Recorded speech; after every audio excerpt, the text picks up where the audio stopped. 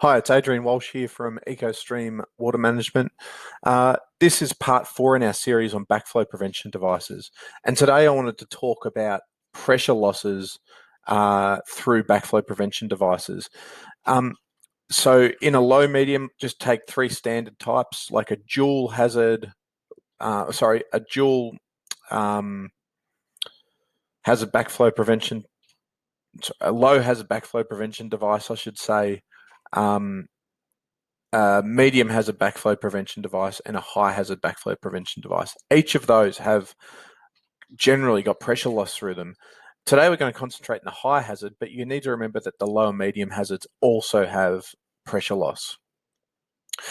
Whenever we put, and we've spoken about it in previous episodes of this, whenever you've got a backflow prevention device, you need to have one at the containment protection, so that's one at the water meter, and then one out at what they call zone protection. And zone protection could be for the irrigation system. So generally, you'll have to go through 2 backflow prevention devices, which means you'll get pressure loss through each of those devices. Now, I wanted to go to RPZ so you can know what to take into consideration when you're doing pressure and flow tests for an irrigation system. What's really important, if you have to put an RPZ in, and that might be, once again, we covered this in other episodes, but if you have to put an RPZ in, it's potentially a high hazard situation. I wanted to take you here based on a 1-inch backflow device, what type of pressure losses you'd be getting. Now here, it tells us that we'll get about 70 kPa pressure loss when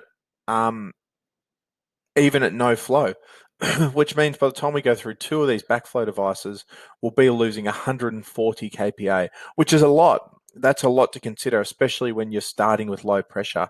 So just keep that in mind. It's really important to know that you will lose significant pressure through a backflow prevention device, and it has to be considered when you're doing the hydraulic calculations on your sprinkler system. That's all I wanted to talk about today, just to keep in mind that no matter what the size, this is a 1-inch one, this is a 3/4, you can see that generally, I mean, this 1/2-inch one starts at 103 kPa that you're going to lose. I've never come across a 3/8 one, but these ones here, yep, about 70 kPa. This one here, about 70 kPa. This one here, a bit more than 70 kPa. So you really need to take into account this pressure loss.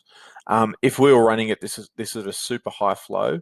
This is a 1-inch one, so I don't think we'd ever be running at flows like this. You can see that it ramps up and you even get more pressure loss. So just keep in mind to do that and include that in your hydraulic calculations. Thank you.